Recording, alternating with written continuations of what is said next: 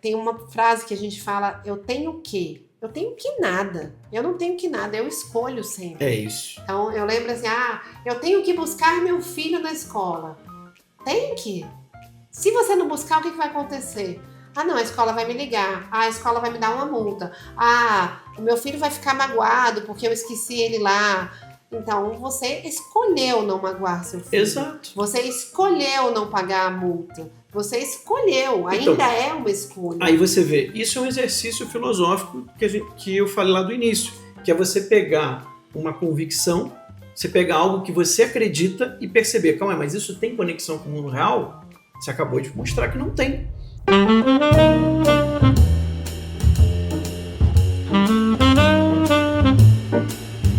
Hoje, o Na Real Podcast recebe ninguém mais, ninguém menos do que Max Cardoso, um amigo, um filósofo, um teólogo, um jornalista e professor. Tô colando, tá? É um homem que viveu muitas experiências, tanto no âmbito de fé, quanto no âmbito da vida prática, né? Ele é muito profundo, porque ele é um filósofo. Ele estudou filosofia, estudou teologia, mas ele também atuou e atua no jornalismo brasileiro. E hoje ele traz muito essa visão da realidade do Brasil e do mundo. Em todas as suas contribuições que você vai encontrar no Instagram, no YouTube, o Max Cardoso.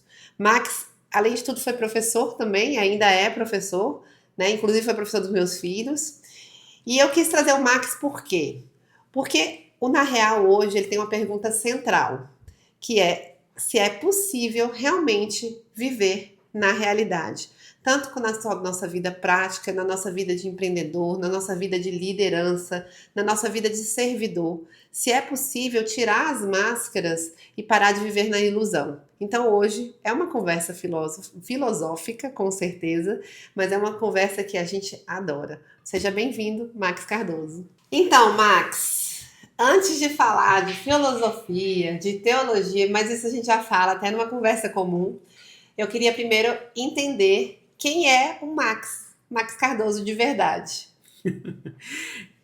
Vivi, eu não consigo me dissociar muito, porque desde criança eu sempre tive paixão de conhecer coisas, né? Acho que foi minha mãe que me inspirou muito, assim, me incentivou muito, né? Ficava botando documentários para assistir sobre tudo que era tipo de coisa, então eu sempre gostei muito de conhecer.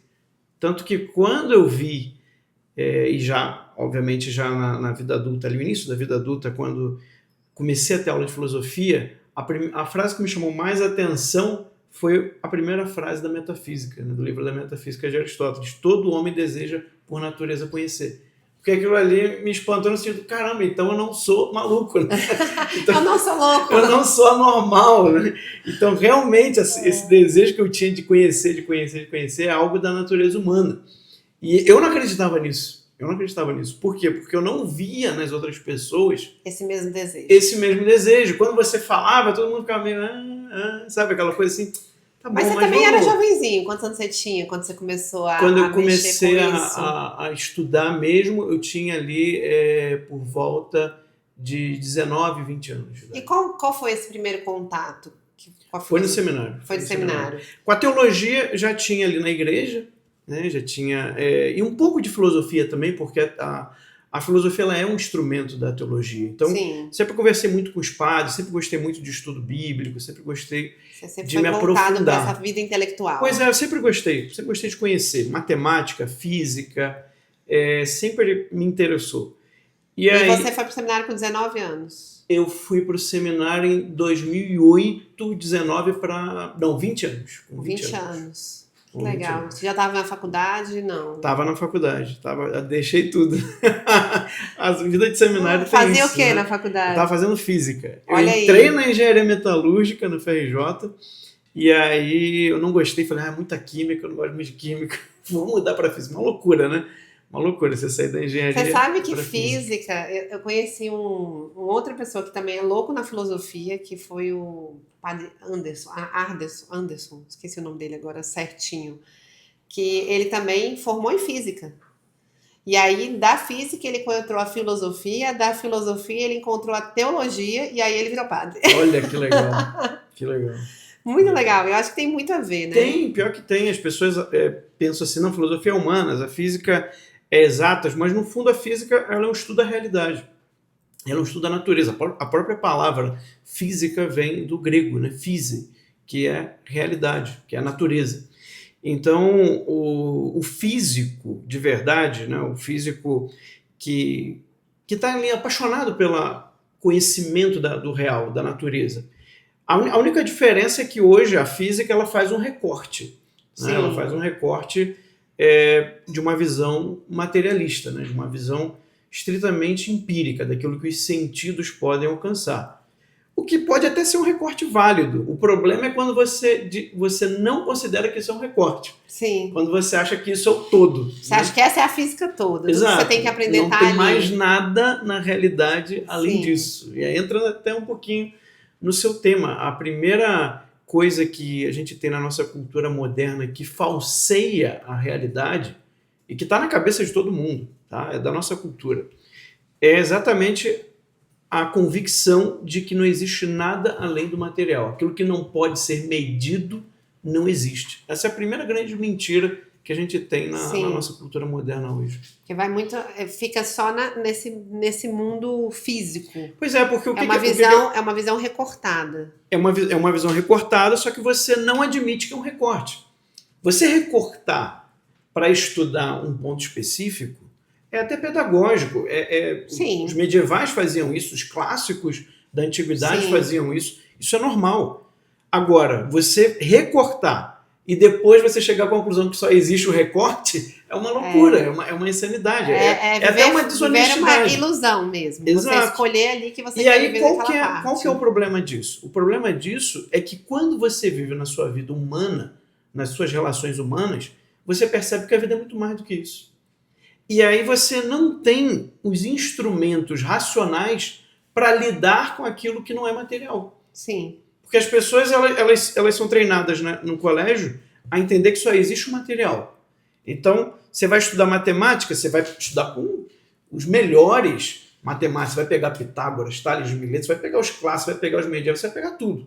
Sim. Por quê? Você não vai simplesmente estudar matemática, você vai inventar um negócio novo, né? Você vai pensar, não, eu acho que é assim, então tem que ser. Na física, a mesma coisa. Na química, a mesma coisa. Agora, quando a pessoa tem um drama humano, ela não sabe como resolver, porque ninguém ensinou. Quais são os princípios da moralidade humana? Quais são os princípios do relacionamento humano? O que significa o amor? O que significa a amizade? Nada disso é ensinado mais para as pessoas. Já foi ensinado. Sim. E essa é a parte mais importante da vida humana. Então você é estritamente técnico, né, e racional na hora de aprender sobre coisas materiais, mas aquilo que realmente pode, inclusive, fazer uma pessoa se salvar de uma depressão. Sim. Aí ela quer inventar. É o que a gente chama hoje tem até um livro que fala sobre isso, hoje fala da geração ansiosa, né? Ele tá falando mais do mesmo, eu sei. Mas ele traz essa visão da humanidade hoje, de uma humanidade ansiosa, uma juventude ansiosa, mas é uma juventude ansiosa porque não se acostumou a falar sobre coisas profundas.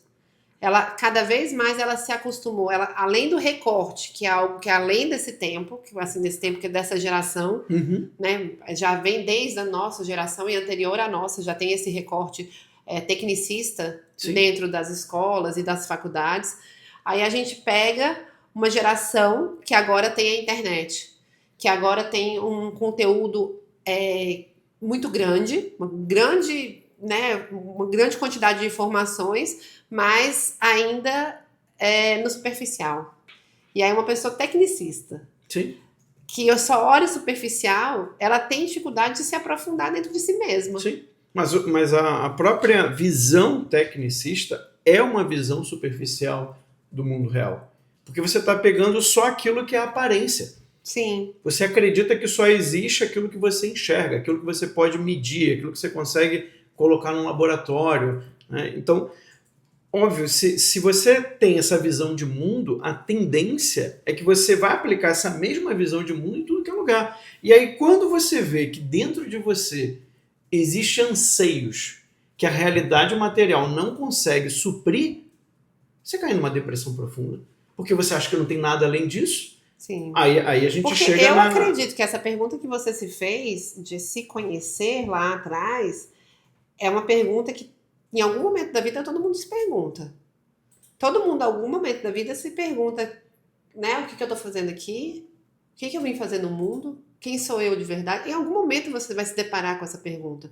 Não dá pra gente ficar vivendo nesse recorte, né?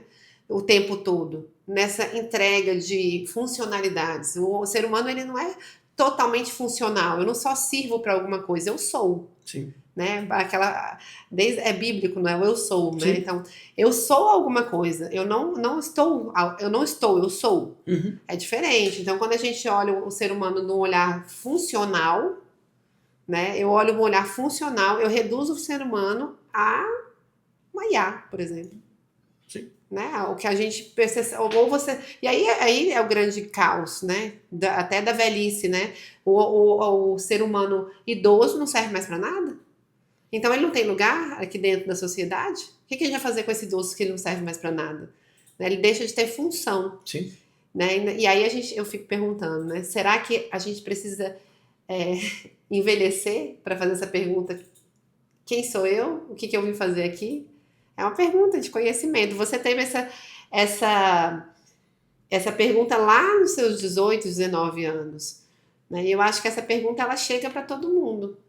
Né? Você disse que no seu meio não chegou, mas em algum momento vai chegar. Sim, com certeza. Né? Em algum momento. E normalmente a gente percebe que a pessoa, quando ela chega nesse ponto, ela tem dois caminhos possíveis. Né? Em geral, eu percebo que tem dois grandes caminhos. O primeiro caminho é continuar empurrando com a barriga, né? Joga para debaixo do tapete e vamos lá, vamos Sim. continuar fingindo que está tudo bem, que está tudo certo e a gente toca. Ou então a pessoa entra numa crise existencial profunda, que é um momento muito difícil, Sim. muito complicado da vida. Eu já atendi pessoas nesse ponto, em diversas idades, e quanto mais velho, pior, porque a pessoa se toca que ela viveu uma falsidade a vida dela toda. Sim. E é muito difícil você admitir isso. Não é todo mundo que tem coragem de admitir. Quem tem coragem de admitir vai passar por um momento difícil? Vai, mas consegue sair melhor lá no final. Quem não tem coragem de admitir vai ficar empurrando, vai ficar empurrando, vai ficar empurrando e aquela sensação vai piorando. Com certeza. E aí a pessoa muitas das vezes até cai em vícios. Sim. Porque os vícios... Ela tenta substituir a dor por um vício. Exato. E o vício ele tem essa capacidade, né, falsa, né, momentânea, temporária, de abafar. Ele abafa muita coisa. Porque exatamente o que o álcool faz, né, as drogas fazem, elas deixam a sua inteligência, né, enfraquecida. Sim. Então você esquece, você se para de perguntar. Porque você se anestesia, você né? fica anestesiado. Porque no fundo... Até a comida, né? Sim. A gula, Sim, a comida, o chocolate. E aí fica compulsivo. Tudo. A compra. Porque no fundo a busca de sentido, a pergunta, né, essa pergunta, o que eu estou fazendo aqui, qual que é o sentido da minha vida, qual que é o sentido da realidade, é uma pergunta racional. Mas será que dentro disso, né? Vocês estavam falando dos vícios. Por exemplo, hoje, e tem muito a ver com a dopamina, né? Você tá aqui no feed, passando, os vídeos são rápidos, e aquilo ali vai te alimentando de dopamina, né? Claro. Vai um monte de meme, você ri, você não sei o quê, e você vai perdendo, você sai um pouco da realidade, Sim, vai pro totalmente. virtual.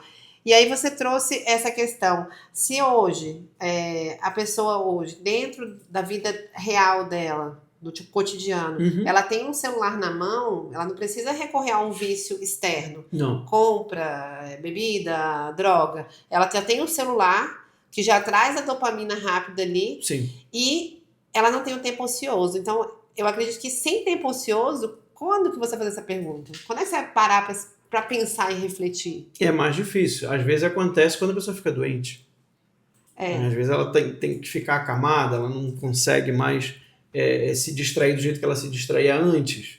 E ali a inteligência vai gritar, não tem jeito. Está na nossa alma, tá? A gente nasce, está na natureza humana. O ser humano, ele é um ser racional. Então não adianta você não querer desenvolver a sua racionalidade. Porque se você não desenvolve a sua racionalidade, você vai errar muito, você vai pagar o preço por isso. Porque nenhum ser humano consegue viver como um animal. Nenhum ser humano vai conseguir viver bem, né? Não vai conseguir viver bem, ignorando a sua racionalidade. Simplesmente pensando nos sentimentos, simplesmente pensando no prazer, né? Que no Sim. fundo o vício é um foco num determinado tipo de prazer, e aquilo ali não vai preencher. Não tem jeito. Não tem jeito. Se você pega um animal, por exemplo, né, um cachorro, se você der para ele a comida, se você der água, se você der um local para ele poder, né, andar, para ele poder satisfazer ali aquelas pressões físicas dele, se ele se sentir bem acolhido, porque o cachorro tem um instinto de matilha, né? Sim. Então ele pensa que a casa dele é uma matilha. Então, se todos os instintos dele, materiais, físicos, estiverem supridos, ele vai ficar plenamente satisfeito. Sim. Agora você pode pegar uma pessoa, ela está numa boa família, que a trata bem, que a ama, ele tem comida, tem água, tem diversão, tem dinheiro para fazer o que ele quiser, e mesmo assim ele pode ficar depressivo. Sim. E vem muito dessa necessidade do homem. Porque não é só físico. De buscar respostas para as coisas. Porque não é só físico. É aí que está a questão. Esse recorte que foi feito de ver a realidade como se fosse só algo físico e material, ele cobra esse preço, porque a realidade não é só isso. Sim. Então, quando você faz essa limitação, né, quando você tira da sua vida qualquer coisa que não seja relacionada ao físico, ao material, você vai começar vivendo e você vai achar que está tudo bem, porque você vai ficar distraído com essas coisas. Mas sim, vai chegar um momento, cedo ou tarde, que você em que isso não vai satisfazer e você vai querer algo a mais. E é aí que você vai ter que fazer a tua escolha. Né? Se você vai realmente buscar algo além do físico, além do material, ou se você vai continuar insistindo, né? E é onde fatalmente você vai cair nos vícios, você vai cair na depressão, você vai cair uma série de transtornos que a gente vê hoje com mais frequência do que antes. Sim, que muito se chama de, eu tenho um vazio existencial aqui, né? Na verdade é uma necessidade Sim. de entendimento. Porque, por exemplo, as pessoas às vezes elas têm necessidade, né? Necessidade não, às vezes elas têm a noção disso e aí, em vez de ela tentar resolver o problema, ela vai tentar tratar o sintoma. Então, já que eu tô triste, eu vou num show. Já que eu tô triste, já que eu tô aqui desocupado, eu vou arrumar um trabalho. Entende? E aí ela começa a virar tipo um workaholic, né? Ela precisa daquilo para se manter estável. Exato, para tentar preencher. Só que, novamente, ela tá só empurrando com a barriga. E é engraçado, porque quanto mais, por exemplo, as pessoas são workaholic, né, que você trouxe aí, a pessoa está realmente fugindo da realidade, ela está se mantendo ali num trabalho constante, que ela não quer ter um tempo livre, ela não quer ter um tempo de ócio. Sim. E ninguém ensinou também para ela isso, Sim. muitas vezes. A gente está numa sociedade que você tem que estar produtivo. Exato. Né? Então, hoje, eu vejo muito a mulher, né? A mulher, ela tem uma pessoa... Eu fiquei 4 anos em casa sem trabalhar. Né? Voltei a trabalhar, trabalhava antes, enfim... Mas a sociedade cobra da mulher, inclusive, mesmo ela sendo mãe, mesmo ela sendo dona de casa, a ser produtiva. Sim. Mas calma, eu já estou sendo produtiva. Exato. Mas eu não preciso ser 100% do meu tempo produtiva. Né? A realidade do ser humano, hoje, a sociedade quer isso. Você esteja produtivo. Se você não for produtivo, você não serve para nada. Sim. Se não serve para nada, você é um bosta. Mas, novamente, é o fruto desse recorte do materialismo, da parte física, ou seja, só existe aquilo que é material. Então é óbvio, se só existe o que é material, só vale aquilo que você pode produzir materialmente. Sim. Só aquilo que você pode produzir, que pode ser medido, é o que vale. Mas o quanto que vale uma mãe que consegue manter estável a sua casa, né? Que consegue fazer os filhos se sentirem amados, se sentirem compreendidos, terem uma estabilidade emocional. Isso não pode ser medido. Entende? Não tem como medir isso. Como é que Não. você mede isso? Você não mede isso. Então, no entanto, isso é algo que é fundamental no ser humano. Então, a gente está numa sociedade que ela é meio histérica. Tá? É uma sociedade meio histérica. O que é a histeria? A histeria é quando você... E tem tudo a ver com a noção da falta do real. Né? É quando você para de sentir, tá, aquilo que está realmente acontecendo com você, né, e você começa a sentir o que você pensa. Então, em vez de eu sentir, né, que eu estou bem, que eu estou saudável, né, que eu estou aqui tranquilo, não. Alguém falou uma coisa que eu não gostei, ele me ofendeu. Mas calma aí, não foi para você. Não foi para Não é sobre você. você. Né? Não Nem estava tudo falando é. de você. Não, mas ele me ofendeu. Mas por que a pessoa diz isso? Porque ela se sentiu ofendida. E aí o que ela sente se torna real.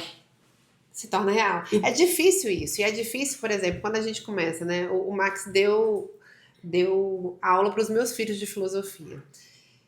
E eu acho que eles ganharam muito com isso, né? E exatamente nesse ponto de realidade. Então, por exemplo, esses dias a Luísa teve... Eu fui na escola, ela teve um problema na escola porque o professor se sentiu julgado por ela. Porque ela cobrou, ela falou assim, não, professor, mas você não terminou a matéria? Não, eu quero saber, porque eu quero saber se a gente vai terminar o conteúdo ou não. Eu preciso entender como estamos aqui pra gente poder, né? E aí, a reclamação foi, não, ela me desrespeitou porque eu me senti julgada por elas. Aí depois elas começaram a brincar, a rir entre elas, as meninas, e o professor achou que era sobre ele. Só que já estavam falando de outra coisa. Já tava falando de outra coisa. E aí, quando eu cheguei pra minha filha, eu sei quem é a minha filha. Eu conheço profundamente os meus filhos.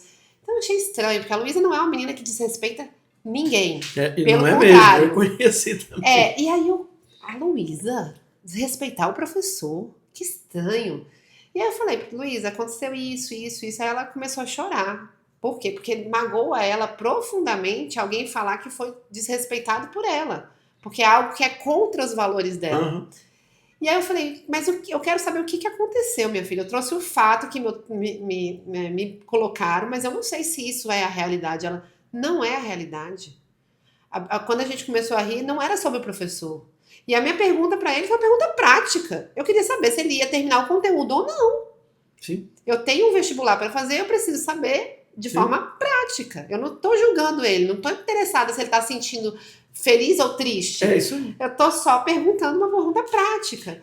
E aí cai muito nisso, do mimimi. Ela fala assim, não, mamãe, que mimimi? Né? Do mimimi de, eu estou me sentindo julgado. Oi? Mas ninguém te julgou. É isso. Então, e as pessoas estão nesse campo. E aí isso traz uma dor profunda nas relações. Sim.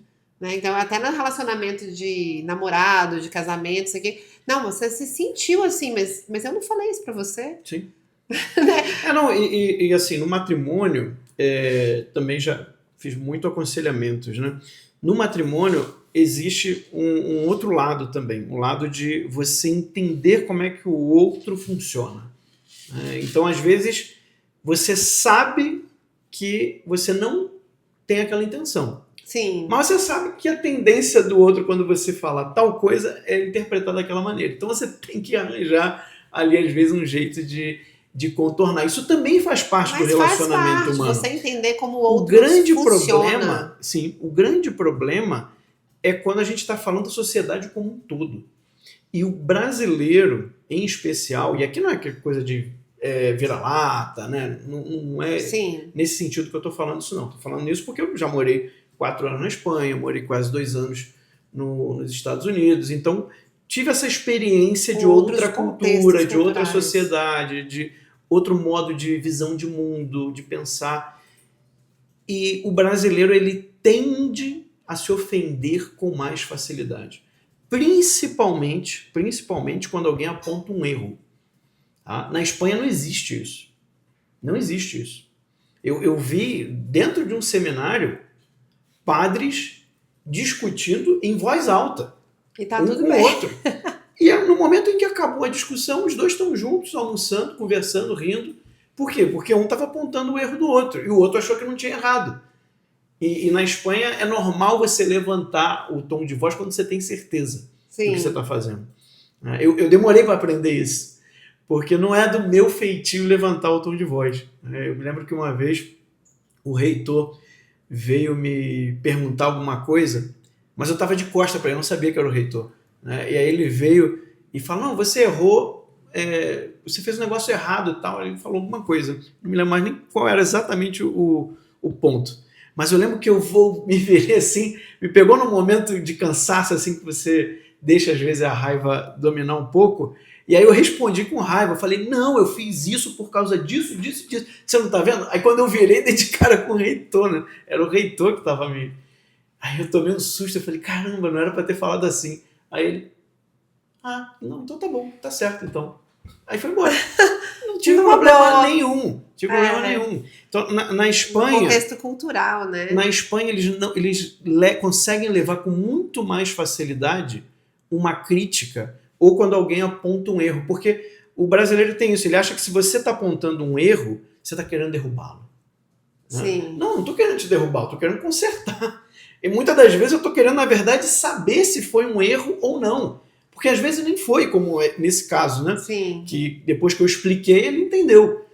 Então, o brasileiro tem disso. Né? Você aponta um erro, ele se sente ofendido. Mas é isso, tem muito isso.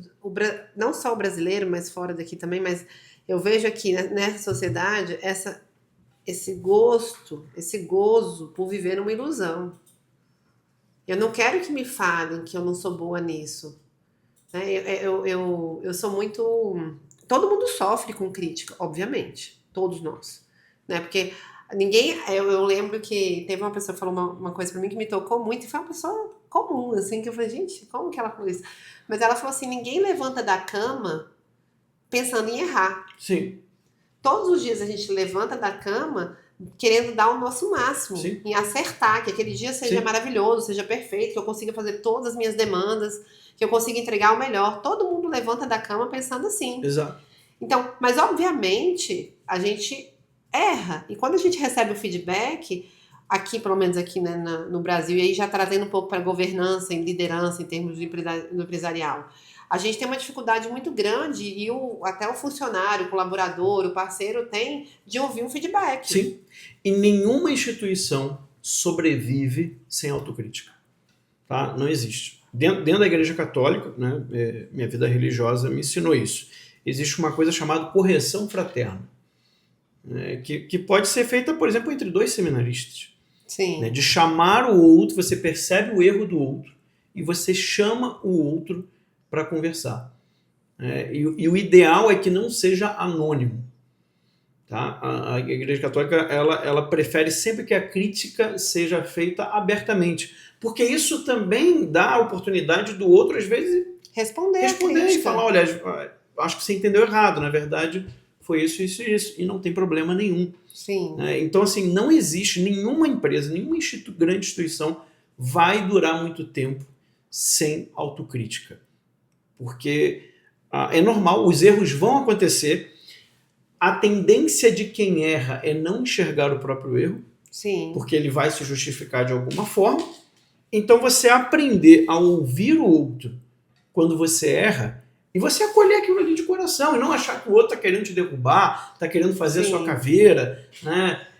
Não. Difícil isso. É difícil, é difícil. A gente pensa assim, eu tenho... A pessoa vem e fala assim, olha, não sei, eu sou muito do perfeccionismo, assim, né, da excelência. E isso é meu. Isso não quer dizer que o outro vai ter o que eu tenho de cobrança. Então, quando eu pergunto pra pessoa, às vezes, não, mas olha só, ainda tá ruim, precisa melhorar. Aí a pessoa fala, mas o problema é comigo? Qual problema você tem comigo? Nenhum com você. Eu tô só falando que aqui, neste ponto, você precisa melhorar. Sim. Para entregar um trabalho de melhor excelência. Sim. E tá tudo bem. E aí tem outro ponto que eu aprendi também, sendo empreendedor. Né? Lá nos Estados Unidos, tive que aprender na marra a ser empreendedor. Pela primeira vez eu fui sócio de uma empresa. É uma grande empresa, né? A gente tinha muita coisa, muitos assinantes. Foi uma loucura. Foi como se a gente estivesse numa batalha, sabe? Como se fosse guerra. Todo dia era uma batalha. Bem-vindo ao mundo empreendedor. Pois é. E aí uma coisa que eu aprendi e que eu vejo que muita gente erra na hora de expandir a empresa, e aí é um pouco desse pensamento do perfeccionismo, tá? Que ele tenha o seu lado bom, mas você tem que aprender a delegar e saber que às vezes a pessoa não vai fazer do jeito que você faria. Sim. Entendeu? Mas E se nem ela... no tempo que você faria. Exato. Mas se ela entregar aquele mínimo possível para o trabalho acontecer, desencana. Sabe? Porque eu vejo muitos empreendedores com essa mentalidade, e aí quando chega o momento de expandir, porque ele fazia tudo. Sabe? Aquela pessoa que fazia tudo. Ele Sim. limpava, ele abria. Ele é o operacional, ele é o estratégico, ele é o gestor, ele fazia tudo muito bem. E aí, quando ele delega, não fica tão bem quanto ele fazia sozinho. Sim. E aí, qual que é a tentação que a pessoa tem? É melhor eu continuar fazendo tudo sozinho mesmo, porque vai sair mais bem feito. Só que isso é um erro. Por que é um erro? Porque você não vai conseguir multiplicar o seu tempo. Você vai ter uma limitação material. Então a tua empresa não vai crescer. Não vai crescer. Então tem que chegar ao momento que a pessoa, o empreendedor, e é normal que seja assim. Por isso você é o chefe. Exatamente pelo fato de você saber que você faria melhor cada uma das ações, exatamente por isso que você está no posto de liderança. Só que você vai ter que entender que as pessoas que estão abaixo de você não são você.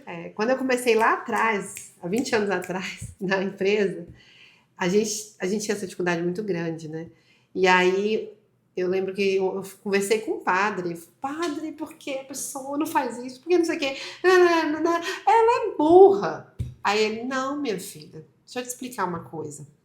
Se ela fizesse exatamente como você faz, com o grau de intelectualidade que você tem, ela seria a dona e não a funcionária. É isso aí.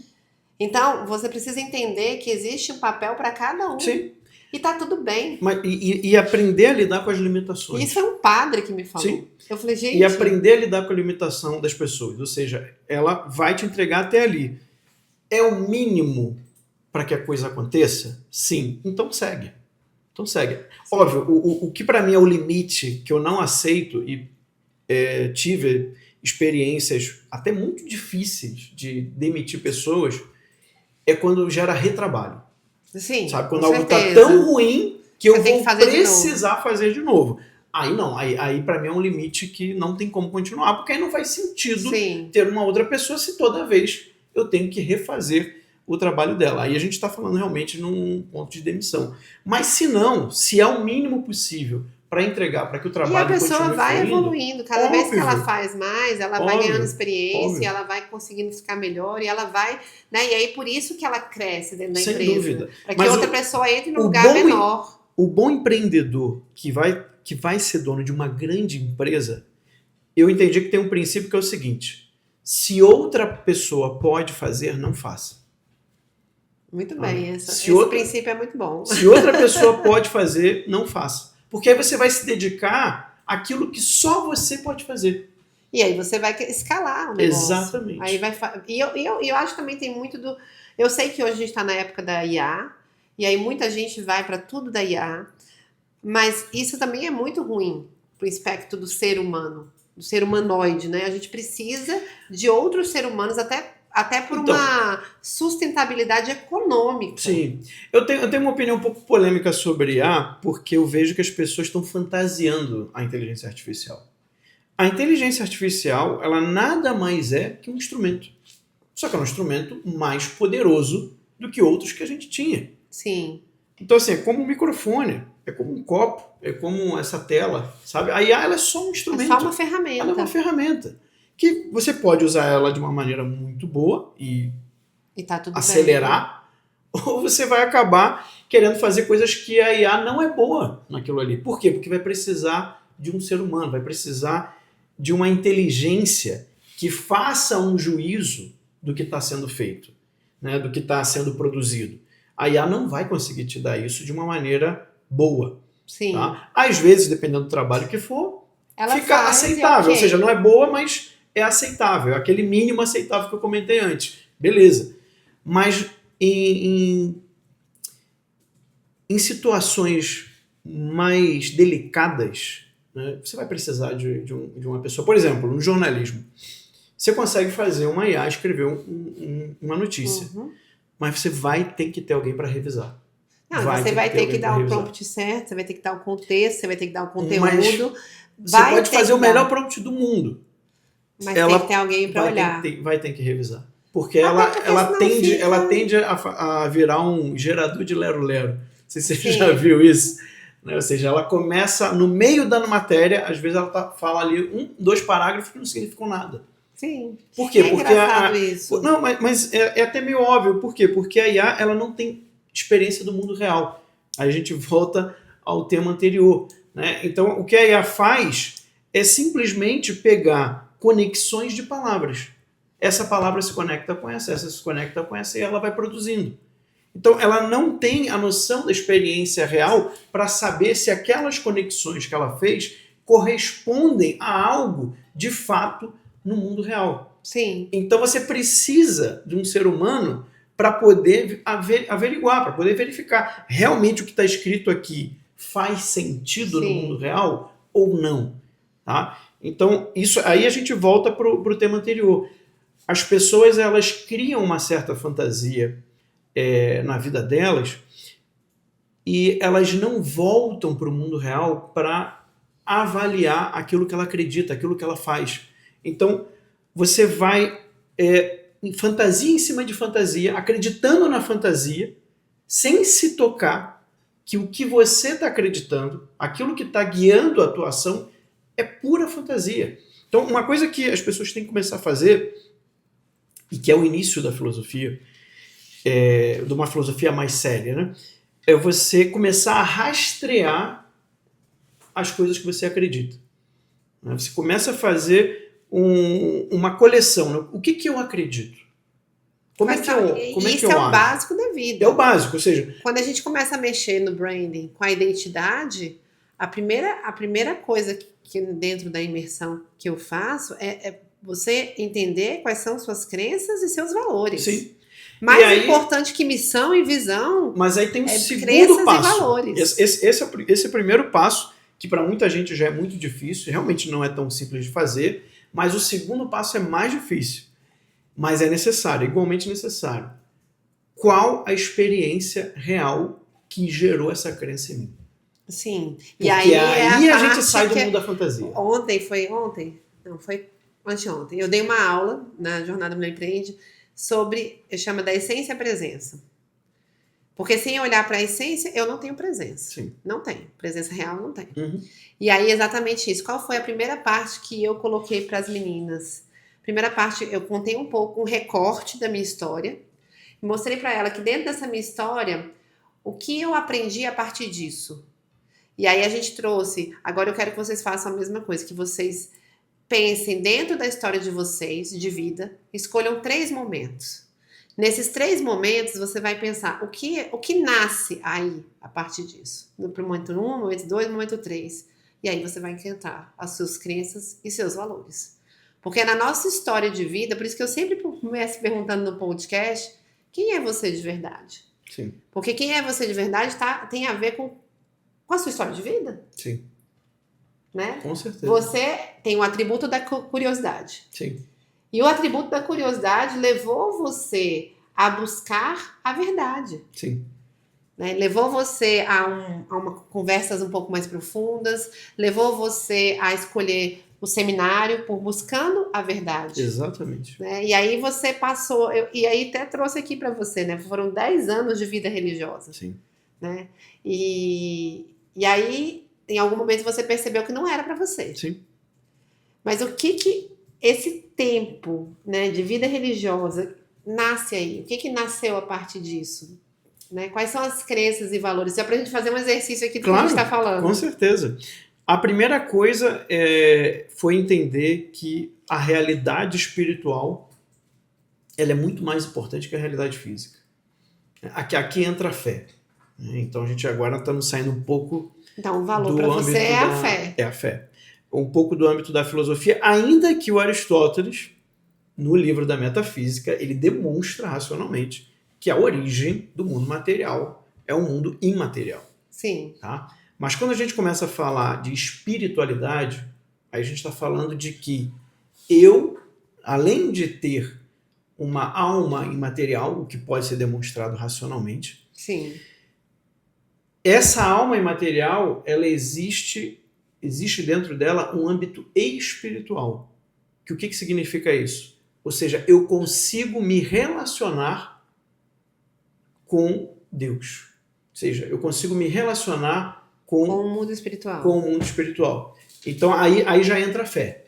Porque aí você não tem como demonstrar racionalmente isso. Sim, não tá? tem uma metodologia científica. Não tem uma metodologia científica para isso. Aí a gente já está falando de fé.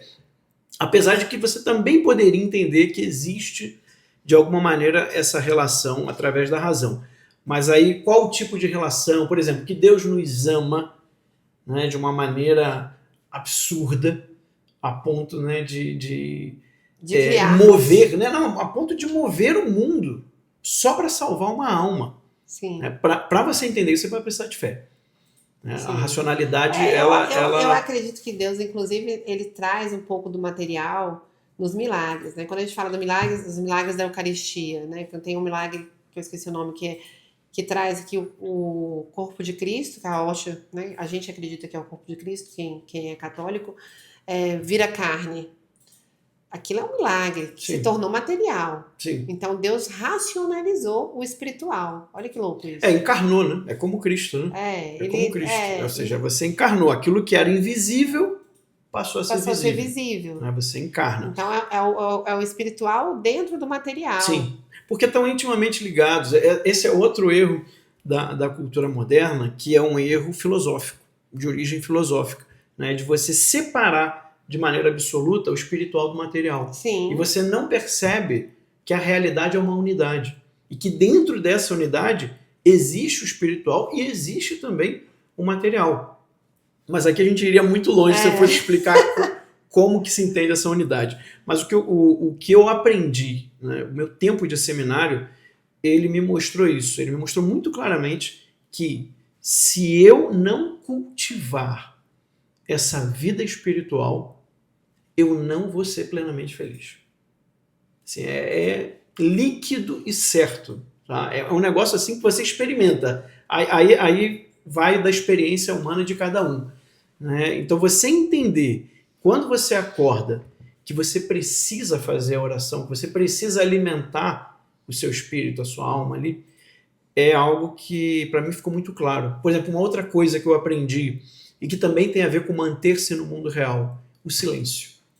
Hoje em dia a gente tem uma coisa chamada fone de ouvido. Sim. E é terrível para uma pessoa que passa o dia inteiro ouvindo música. O dia inteiro ouvindo música. Ela não vai conseguir... Ela não vai conseguir pensar nela mesma, ela não vai conseguir... Que é aquilo que a gente falou, ela não tem espaço de ócio para refletir sobre nada. Analisar o interior dela, ou seja, ela vai ficar sempre se distraindo, então ela vai ficar sempre na superfície. Sempre ganhando uma dopamina nova. Exato. Então, assim, isso também é uma outra coisa que eu aprendi, é o tempo de silêncio. Você precisa cultivar tempos de silêncio no seu dia. Você não pode passar o dia inteiro ouvindo música, porque isso vai te tirar de você. Na vida real. No cotidiano isso é muito difícil, né? Sim. A gente está sempre ali o tempo todo com muitas demandas e não só as demandas que vêm, mas a gente busca demandas, né? Sim. Então, e isso para o empreendedor, para o empresário, é ainda um pouco mais difícil. Mas é difícil quando ele está na fase que você falou, aquela fase em que ele faz tudo. Sim. Né? Que ele ainda não terceirizou, que ele ainda não deu a oportunidade. Tem um livro que chama O Mito do Empreendedor. Esse livro, ele fala exatamente isso. A pessoa, ela quer fazer tudo. E ela não consegue terceirizar nada, porque ela acha que só ela faz bem. Exato. E aí ela tem uma vida tão ocupada, que ela deixa de ser produtiva. Sim. Então, na verdade, ela se ocupa, mas ela não produz. Então, porque de fato, a empresa dela vai falir. Vai, e a tendência é a pessoa cansar, porque ninguém é capaz de ficar 24 horas produzindo, né? Não existe isso, é humanamente impossível. E ela não tem esse tempo de silêncio. Sim.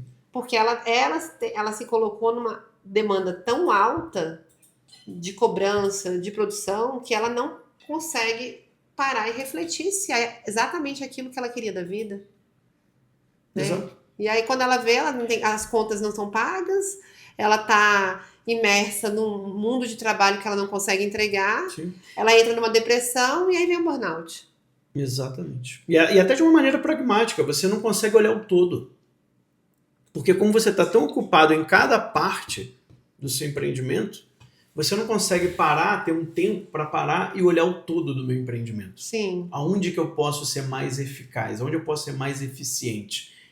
Onde que eu preciso aqui mudar? Qual que é a rota? Para onde que eu estou indo? sim, Né? Qual que é a finalidade disso daqui? Como que eu posso expandir isso? Onde que eu estou precisando, né, expandir? Aonde eu estou precisando, às vezes, tirar? Se você fica o tempo inteiro em cada uma das partes, dificilmente você vai conseguir enxergar o todo. sim. E aí, dentro desse processo seu, você entendeu o silêncio, né? O E silêncio... como é que você aprendeu a fazer silêncio? No seminário existe retiro de silêncio, né? Então, você fica ali... Normalmente são 2 tipos de retiro. Tem o de 3 dias e tem o de 7 dias. O de 7 dias ele acontece menos, o de 3 dias acontece todo mês. Então você tem ali o silêncio, que é normalmente sexta-feira depois do almoço. Na sexta-feira depois do almoço começa o retiro de silêncio e aí vai até o domingo de noite. Né? E isso todo mês a gente tinha. E aí eu acho que era uma vez por semestre, se eu não me engano. Eram 7 dias de silêncio. Mas o silêncio, por exemplo, quando eu pego um livro para eu ler, eu não estou em silêncio mais. Ou eu estou? Depende do livro. Depende do livro. Existem livros que eles vão te ajudar a sua meditação. Entendi. Né? Então, assim, qual que é o objetivo de estar em silêncio? Não é me distrair. Porque se eu quisesse me distrair, eu não estaria em silêncio. Sim, Então eu não vou ler um romance num retiro de silêncio. sim. Porque aquilo é uma distração. Mas eu posso ler um bom livro de espiritualidade, um livro que às vezes vai conduzir o meu silêncio. Né? Ele vai me propor meditações durante o dia. Então, o silêncio seria não um silêncio não só de barulhos e de conteúdo, seria um silêncio de me conduzir e me aprofundar dentro dos meus pensamentos. Não, seria você cultivar de uma maneira mais intensa a sua espiritualidade naqueles dias. Então você não vai pensar em mais nada. Você não vai se preocupar com conta, você não vai se preocupar com trabalho, você não vai se preocupar com família, você não vai se preocupar com roupa suja, com comida. Por isso que no retiro de silêncio, né, quem está fazendo Você está isolado o lá. retiro não faz a comida já está pronta. Sim. Ou seja, eu vou dedicar aqueles dias ou aquelas horas ou aqueles minutos que você pode tirar do seu dia, né, para cultivar a minha espiritualidade, ou seja, o centro da natureza humana. Porque aí sim também entra uma questão de fé, ou seja, eu entender que essa é a parte mais importante e que se eu não alimentá-la, ela vai morrer. Sim. Ela vai definhar. Sim. Então, assim, tudo aquilo que favorecer para esse cultivo da minha espiritualidade, você vai fazer no retiro de silêncio. Então, por exemplo, no retiro de silêncio, você pode ter uma confissão. Sim. Por quê? Porque você está cuidando da sua espiritualidade. Você pode ter uma direção espiritual. Sim. Dentro de um e retiro para de quem, por silêncio. exemplo, pessoa que não é católica, né? O cara empresário, tem interesse na filosofia e entende que o silêncio é necessário. Como que a gente conseguiria conduzir isso? Ele tem uma espiritualidade, eu acho que todo mundo tem uma espiritualidade. Era exatamente esse o ponto que eu ia falar. Ou seja, por mais que a pessoa não tenha fé, tá? Uma fé explícita. Uma né? fé escolhida, né? Exato. Ela tem uma fé implícita. Tem algo dentro dela, ela tem uma convicção, né, de que ela é mais do que o material. Sim. Né? E aí a grande tarefa é fazer você se reconectar a isso. Sim. É fazer você tirar tudo. Lembra do recorte? Sim, então, sair do recorte. A gente vai fazer o recorte ao contrário. Em vez de eu fazer o recorte material e físico e ficar me preocupando né, com a minha empresa, com as minhas contas, com o meu relacionamento. Não, agora você vai fazer um recorte ao contrário. Eu vou jogar tudo isso fora. Tudo isso que você acha que é muito importante, você vai jogar fora, tá? Por um tempo. Você vai ignorar, melhor dito, né? Você vai ignorar tudo isso e a gente vai focar na espiritualidade. Naquilo que tem dentro de você, que às vezes você não conhece. E que você precisa Tá? conhecer. E que você precisa conhecer. Então, meio que uma E aí vão reconexão vir com as o próprio perguntas, interior. que era o que a gente estava falando lá no começo. Vão vir essas Exato. perguntas existenciais, Sim. né? E que é o início da filosofia, né? Desde Sócrates, né? Então, assim, vem essas perguntas existenciais para fazer com que você chegue essa vida plena, Sim. né? Que nem Que é Aristóteles fala. Que é uma construção. Não é? A vida plena, ela é um processo, ela é um caminho. Né? Tanto que o cristianismo era chamado Sim. de caminho. Né? Então, você nunca vai acabar esse processo. Esse processo ele só acaba depois da morte. Sim. Ele só acaba depois da morte. Então é importante a gente falar isso, porque às vezes as pessoas pensam assim, não, meio irreal o que vocês estão dizendo, como é que a pessoa vai tá plena? Você vai estar plena naquele momento. Sim. Naquele momento você vai estar pleno. Mas você percebe que tem mais. Sim. Você percebe que você ainda não chegou no limite. Na verdade, aí a gente entraria numa parte mais teológica de fé, né? Nem no céu você vai alcançar um limite. Porque o céu é dinâmico. Né? As pessoas também pensam que o céu é uma coisa estática e acham até meio chato, meio tedioso, né? Vai ficar ali parado. Não, o céu é dinâmico. Do imaginário. O céu é um crescimento, o céu é uma alegria que vai constantemente crescendo, é algo que vai... Em cada momento é pleno. Né? Cada momento você vai tendo as respostas que você procurou durante toda a vida. Eu imagino o céu muito isso. Até né? mais do que isso. Você vai se fazer... Você vai ver coisas que você nem se perguntava. Você vai ser surpreendido. São Paulo fala sobre isso, né? Nem ouvido ouviu, nem olho viu aquilo que Deus reserva. Sim. Então, assim, o céu vai ser uma grande surpresa para nós. Né? E ele é dinâmico, ele é um crescimento constante, cada momento é planificado. Então, nem no céu você vai estar acabado. Sim. Né? Nesse sentido mais absoluto. Nesse sentido da vida Então, plena. é importante as pessoas entenderem isso, porque aí isso vai mostrando o quê? A realidade. Sim. Né? Lembra aquilo que eu falei? Se você acredita em algo, veja se aquilo ali corresponde a algo no mundo real. Então aqui a gente eu faço esse ajuste, né, que é para a pessoa entender que não, olha, o que eu estou falando aqui é mundo real também.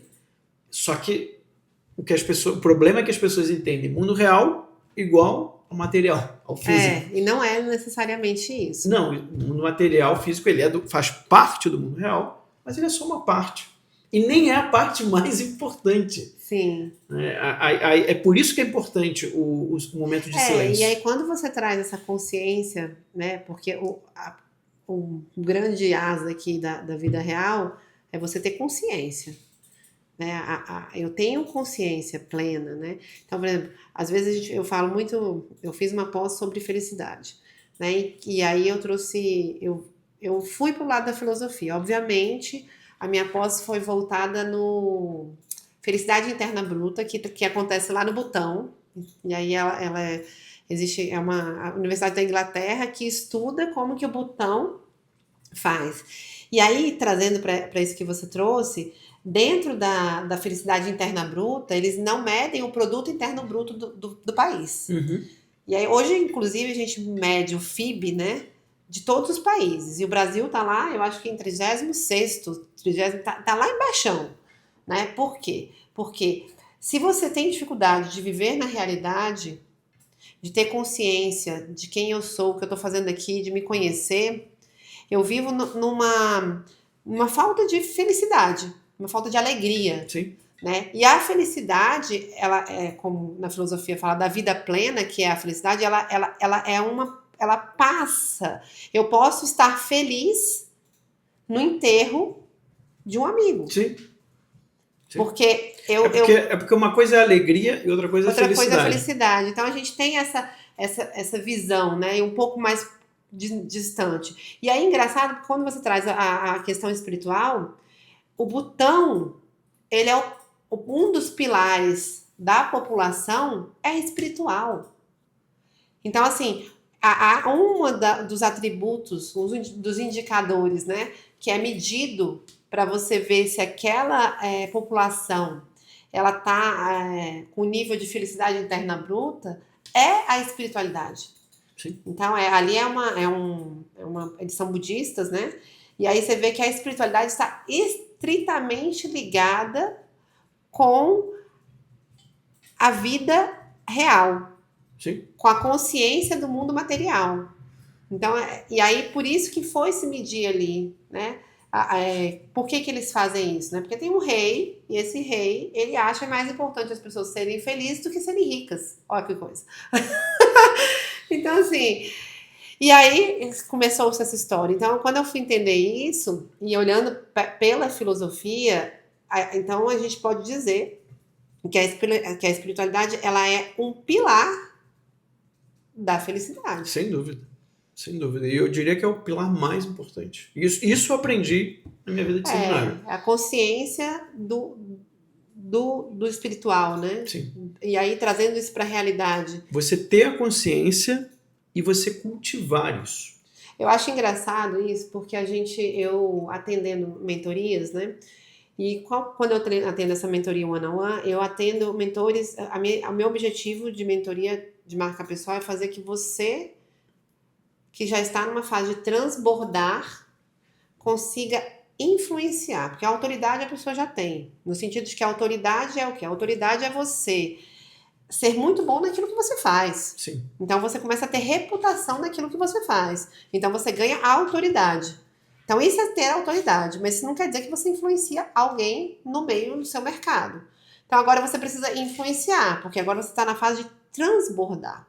Né? Transbordar o seu conhecimento, transbordar, e aí sim você vai influenciar, e aí sim você vai vender mais, escalar, enfim, um monte de coisa. E aí uma coisa que eu percebi de todos esses líderes que eu mentorei, todos, quando a gente conta, a primeira parte da mentoria é a história de vida. São 2 dias que a gente fica falando só sobre a sua história de vida. Todos eles têm um encontro espiritual. Seja com um homem de branco que apareceu no acidente de carro, seja com um anjo da guarda, todos eles têm um encontro espiritual. Então, e muitos, tem 2 nesse sentido que são ateus. Eu acho muito engraçado a pessoa ser ateu, mas ela tem um encontro espiritual. Do tamanho que é a importância de dentro de você ter acesso a isso dentro da sua prosperidade, né? Eu falo assim, prosperidade, bom, tem muitas formas de olhar a prosperidade, mas a prosperidade, a partir de olhar só de forma material, essas pessoas que se deram bem na vida financeiramente, sim, em algum momento, para que ela pudesse passar a fase, assim, passar de etapa, ela precisou ter um encontro espiritual. Seja qual for. sim.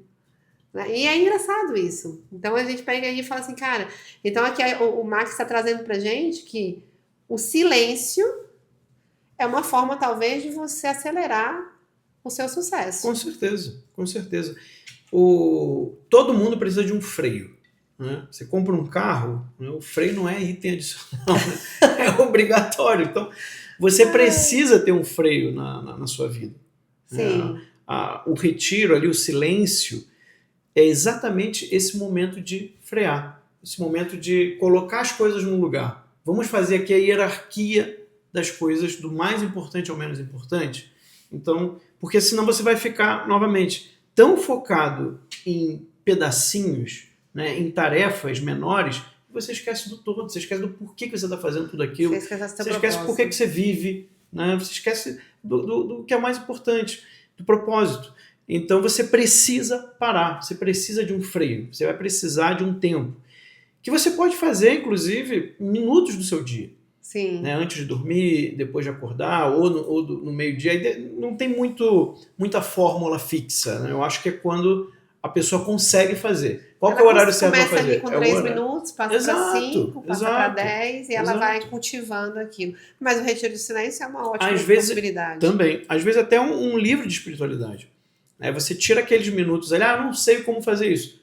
Escolhe um livro de espiritualidade, tira ali 10, 15 minutos por dia para ler aquele livro. E aí você vai ler, só que você não vai ler, você está lendo uma historinha. Sim. Né? Você vai ler, você vai reler, você vai meditar, você vai tentar extrair o sentido de cada frase que você está lendo, né? Sem pressa de acabar. Sim. Às vezes as pessoas leem um livro com pressa de acabar. Nossa, eu não consigo. Ler uma sinopse. Você precisa ler um livro. Eu falo pro Luiz, gente, eu tava lendo um livro que eu tô gostando bastante até, que é um livro que tá bem famosinho nesse mundo empreendedor, que é aquele acelerar 10 vezes. 10 vezes é melhor que 2 vezes, né?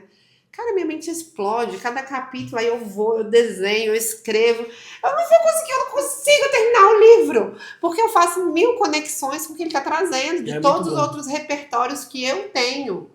E aí, naquilo, eu crio outras coisas. Eu falo, gente, eu preciso terminar um livro. Me dá a sensação que eu não estou andando. Sim. Mas, na verdade, eu estou. Às vezes basta um livro bem lido em 2 meses do que 5 livros em 2 meses. Com certeza. Né? Então, mas assim, nenhuma dúvida. Nenhuma dúvida. Como você falou, o livro ele vai além do que ele está dizendo. Sim. Você conseguir expandir aquilo que você está lendo é importantíssimo. Se você não consegue extrair algum ensinamento de um livro, era melhor você não ter lido. Sim. Entendeu? Se você tem livro realmente que não vale a pena, mas... Né? Mas aí você já no começo já entendeu que ele não vale a pena. E aí não você insista. Larga, exato. Você não tem que ficar... Né? Não é uma gincana. Não é um campeonato, né, assim, de quem vai ler mais livro. O sentido da obediência são vários, do Júlio... Eu li muito na parte que quando eu estava estudando educação clássica, né? Eu li a Vida Intelectual, que também não tem como acabar rápido. Muito bom. Aí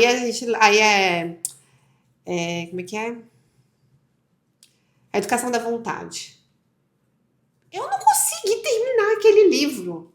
Porque cada coisa, aí você vai, aí você se liga com um negócio que você estudou não sei aonde. Aí ele tá falando, meu Deus! E ele é desse tamanho. Né? Então, assim, a gente, esse olhar do silêncio, então também traz muito para esse olhar reflexivo, né? Sim, é reflexivo. Né? Muito bom isso. É exatamente silenciar os sentidos. Basicamente, quando a gente fala de silêncio... E pode ser lendo livro. Pode. Desde que o livro tenha... cultive o que você está querendo ali cultivar. Muito né? bom então, isso. Então, o Max trouxe a questão da consciência espiritual. Sim. Depois, a importância do silêncio. Qual é mais alguma coisa que você trouxe aí desse recorte de vida que a gente fez, os 10 anos lá de seminário? Ali foi quando eu aprendi também filosofia. Né? E a filosofia, ela te ensina a você não ficar apegado às suas próprias opiniões. A você ter... Nossa, que forte isso. Pois é, a você ter aquela capacidade de autocrítica, de estar sempre revisando, sempre olhando, calma aí, mas isso daqui que eu estou fazendo, isso aqui que eu acredito, tem conexão com o mundo real? É aquilo que eu falei antes. Muito bom. Aquilo ali se aplica no mundo. Da onde vem isso? Por que eu estou tomando essa decisão e não outra? Tá? Então a filosofia, e isso não é tão simples de fazer, né? A filosofia é meio que um treino, é um hábito, então assim, até hoje eu estou treinando isso, até hoje eu ainda percebo que eu erro nisso. Sim. Né? Então é um treino que eu acho que vai ser para a vida toda, mas, por exemplo, quando alguém te dá um argumento convincente, você precisa parar e pensar. Por mais que você tenha até certeza do que o princípio que você está usando é correto, mas talvez você não tenha os motivos corretos. Muito bom. E isso pode te levar a um erro. Entende? Então, por exemplo, você tem, né? Não sei, hoje em dia se duvida de tudo, né? Sim. Então você tem lá a dúvida, por exemplo, que o homem foi à Lua, né? Que é uma coisa que é muito falado, né? Eu duvido que o homem foi à Lua. Tá, mas por que você duvida? Só trava.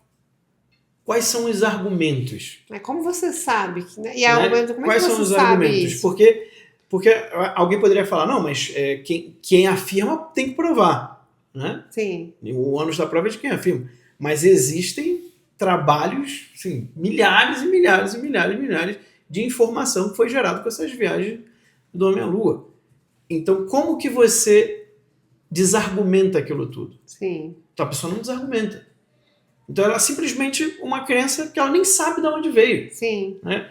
Então, aqui eu não estou nem defendendo um lado nem outro. Não, sim. Tá? É só um exemplo no sentido de que, às vezes, a pessoa, você pode duvidar. Aí, beleza, duvidar é normal. Você não tem, às vezes eu não tenho como provar isso. Mas agora, não, tem gente que fala, não, com certeza não foi. Mas como assim, com certeza não foi? Né? Sim. Quais são os argumentos? Então, a Quais são... filosofia, ela te ensina a perguntar. Ser um perguntador. A pergunta é mais importante. E a às vezes, pergunta que a é resposta. para fora, mas também para dentro. Sim. Ela é sempre para dentro primeiro. Ela é sempre para dentro primeiro. Quando você pergunta para fora, é porque você já se perguntou para dentro muitas vezes. Então, não ficar apegado às suas próprias opiniões, eu acho que é a importância, assim, número 1 que a filosofia te ensina a fazer. Nossa, isso é um atributo que é fantástico, importante, essencial para quem está liderando alguma coisa na vida. Você não ser apegado às suas próprias opiniões. Sim. Porque o caminho não é reto. Sim. Então, assim, às vezes, por exemplo, você está ali, você montou a sua empresa, você teve um plano perfeito, faz aquele plano de negócio.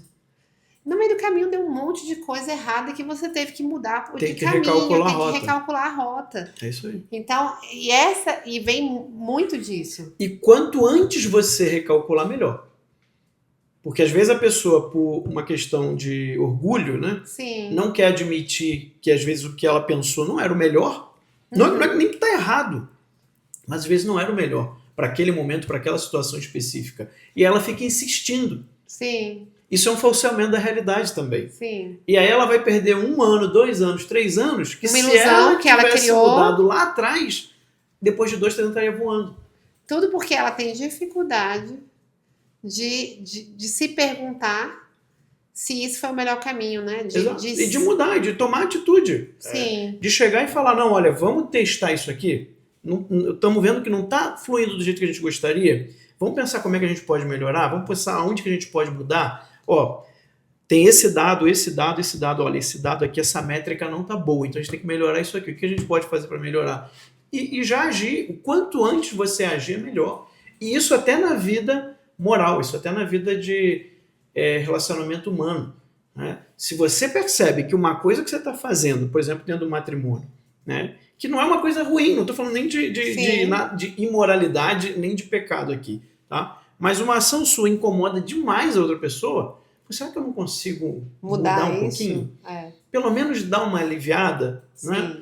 Então você vai trabalhando. Agora, se você for esperar 1, 2, 3, 4, você deixou outra pessoa completamente louca, entendeu? E aí chegou naquele ponto, né, que não dá mais para seguir, e aí você vai ter que mudar. Se você tivesse já tentado mudar desde antes, não teria chegado nesse conflito. Sim.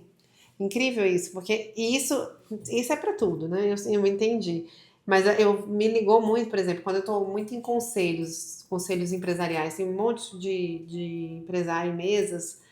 Alguns conselhos acontecem de alguém falar assim, mas por que você não faz sua empresa? Porque você tá muito apegado à sua ideia. Sim. Quer dizer, você está apegado a uma ideia que não é boa. Sim. E aí nisso faz com que a pessoa perca dinheiro, perca pessoas, às vezes perca a vida pessoal, Sim. porque ela tá apegada, obsessivo por uma ideia Sim. que não vai dar em nada. E no fundo ela tá apegada por quê? Porque é uma ideia dela. Sim. Qual que é a única coisa que faz ela manter-se? Todo mundo tá provando, né, o erro, as métricas estão demonstrando, mas por que ela não muda? Porque é a minha ideia. Que é a minha ideia. Porque eu estou apegado a isso aqui, ao que eu queria, essa idealização. E aí, se a gente caminho. Se a gente fizesse um trabalho ainda mais profundo, eu te garanto que eu ia demonstrar para a pessoa que a ideia não era dela. Mas a gente vai entrar aqui não, a gente vai sair daqui só de noite. Que aí ela tá tirando essa ideia de outro lugar, de uma outra experiência de vida, né, que ela teve. Projetando. E aí ela projetou naquela ideia ali, e aí ela cismou que ela é a ideia. Sim. Esse é que é o problema. Ela já não vê mais como uma simples ideia.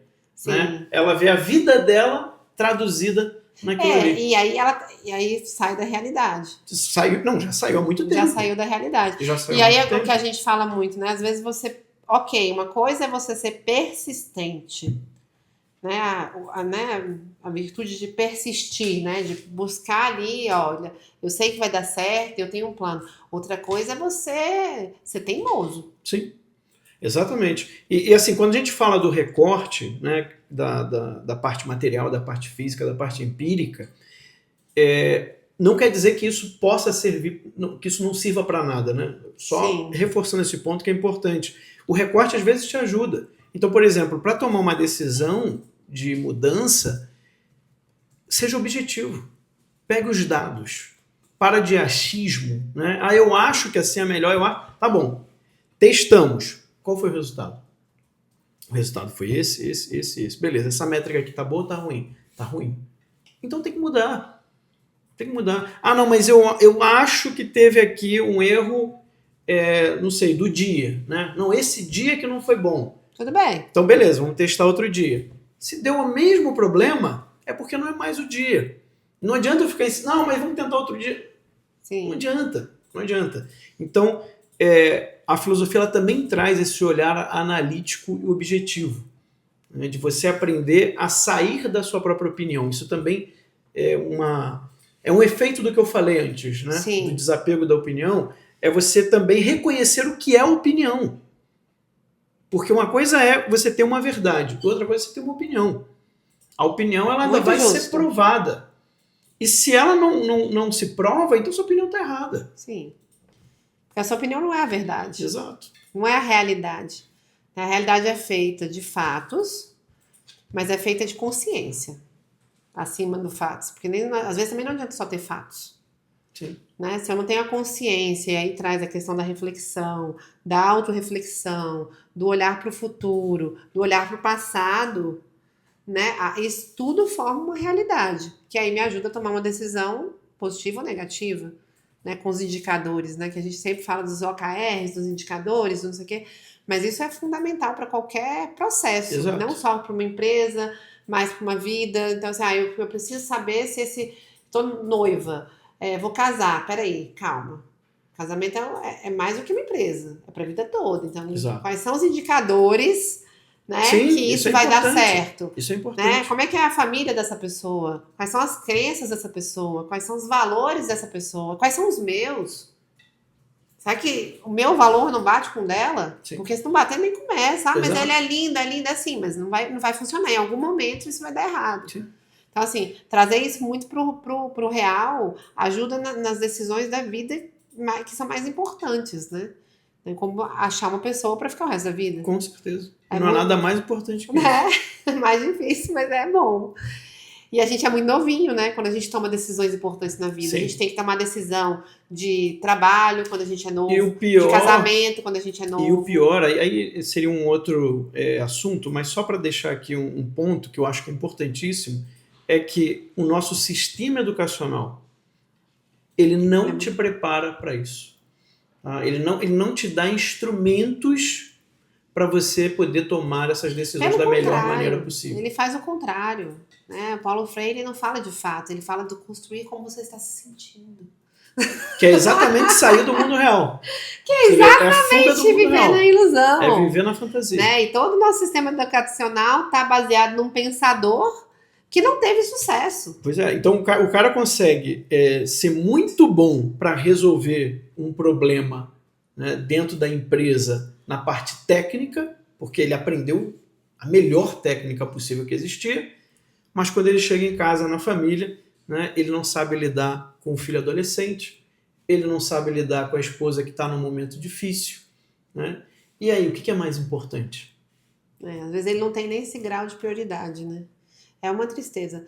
Mas tá, a gente não consegue ficar aqui muito tempo, mas eu queria só trazer mais uma pergunta com relação... foi muito bom que eu perguntei quem é o Max, e aí disso já foi muitas coisas, né? Nem precisamos ir em outras perguntas. Mas a gente trouxe, né, que o Max é esse filósofo, enfim, que passou 10 anos no seminário. Que para muita gente isso pode ser assim, o impacto, Sim. né? Só um detalhe assim, eu não me considero um filósofo, né? Eu me considero Eu alguém super te que considero. estuda filosofia, né? Eu acho que Mas todo filósofo fala isso. eu acho que o filósofo ele tem que ter uma teoria, né, acabada sobre a realidade. Entendi. Né? Então ele precisa ter alguma contribuição dele, típica dele, e normalmente isso se dá depois dos 50 anos. Então Mas você já... está no caminho. Se Deus quiser. Está no caminho né? da Se Deus quiser. filosofia, né? Ele é estudioso, é professor. Mas e aí foi para o jornalismo, que Sim. super converge Sim. com o que você faz, né? E aí nesse jornalismo você se encontrou, que hoje é a sua profissão, Sim. né? De fato. E é também o que te levou a viver 2 anos fora do país, nos Estados Sim. Unidos, né? Sim. Que te trouxe uma outra realidade de vida, né? Que talvez a gente hoje esteja nesse impacto de voltar para o Brasil.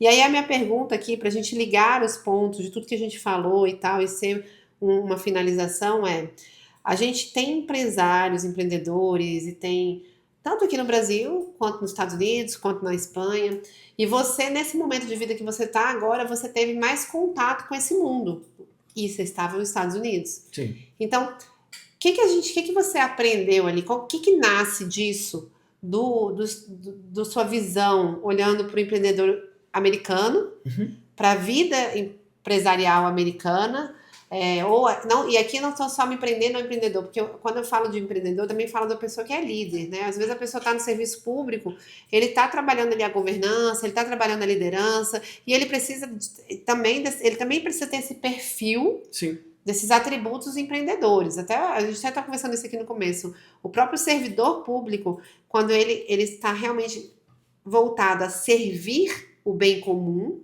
Sim. ele também tem que ter um perfil empreendedor, né, em muitos termos. E aí a minha pergunta dentro desse olhar dos Estados Unidos e Brasil, né, o que você traz para a gente dessa sua experiência e que pode nos ajudar aqui no nosso país, né, querendo ou não?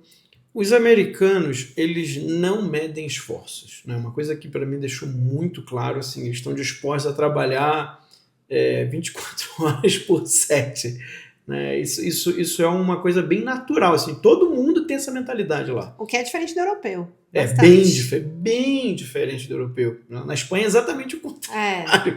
Eles prezam muito pela qualidade de vida, né? No sentido de tempo livre. Né? Eles entendem que qualidade de vida é igual a tempo livre. O americano, como ele prospera muito rápido. Isso é uma coisa que é muito claro. Né? Nos Estados Unidos, quanto mais você trabalha, mais você prospera. Que legal isso, né? Isso é uma coisa... Que não é uma realidade do Brasil. Não é. Mas isso é uma coisa assim, muito visível. Os primeiros meses lá você já percebe isso. Então, por exemplo, a moça que limpava o estúdio, né, onde a gente tinha a timeline, ela chegava de Range Rover. Entendeu? Isso não é incomum. Isso não é incomum. Então, nos Estados Unidos, quanto mais você trabalha, mais você prospera. É perceptível isso. É perceptível. Então, óbvio, isso tem um lado bom, isso tem também um lado ruim, porque a pessoa pode exagerar. Ela quer tanto mais dinheiro, que aí ela vive só pelo trabalho. Então também tem esse outro lado. Sim. Né? Tem que ter esse meio termo. Né? O americano, se deixar, ele vai ficar trabalhando o tempo inteiro. Também tem o outro lado, que é o cara que trabalha 2 semanas, se demite. Isso tem muito lá. Se demite, fica vivendo alguns meses daquele dinheiro que ele ganhou, porque depois o custo de vida é muito baixo, depois ele arranja outro emprego, porque ela é pleno emprego. Né? Então você tem sempre demanda, tem sempre cargos abrindo. Então, mesmo que você viva de salário mínimo, óbvio que você vai ter um nível de vida menor, mas você sobrevive. Você sobrevive bem. O que não é a realidade aqui. O que também não é a realidade aqui. O custo de vida é muito baixo. O custo de vida é muito baixo. A gente saiu um estudo, né, que se pro brasileiro viver bem do salário mínimo, o salário mínimo aqui teria que ser uns 7 mil reais. Pois é. Isso é inviável. Pois é. Isso é inviável para o empresário pagar. Pois é. Não tá. O salário mínimo lá na Flórida, que é onde eu estive, é $2.400. Isso se você trabalhar só 8 horas por dia de segunda a sexta. O que a maioria das pessoas não fazem, tá? Elas trabalham mais do que isso. E elas também não ganham só. Isso aí Só o é. salário O mínimo. salário mínimo é o jovem que está à caixa do McDonald's, né? O cara tá começando ali o emprego dele. Então, o custo de vida lá é muito baixo. Então, assim, a lógica é muito diferente. Né? Por exemplo, para o empresário, ele precisa viver de crédito. Se você não vive de crédito, você não cresce nos Estados Unidos.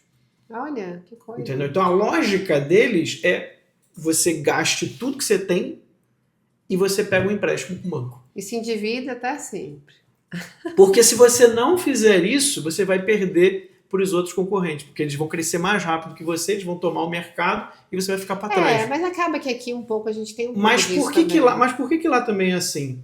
Porque, primeiro, a carga tributária é muito menor, os juros é muito menor, então você investir dinheiro, você está ganhando menos. Sim. Não vale a pena investir, né? Deixar numa renda fixa, não vale a pena. Vale a pena você investir no teu negócio, você vai ganhar muito mais.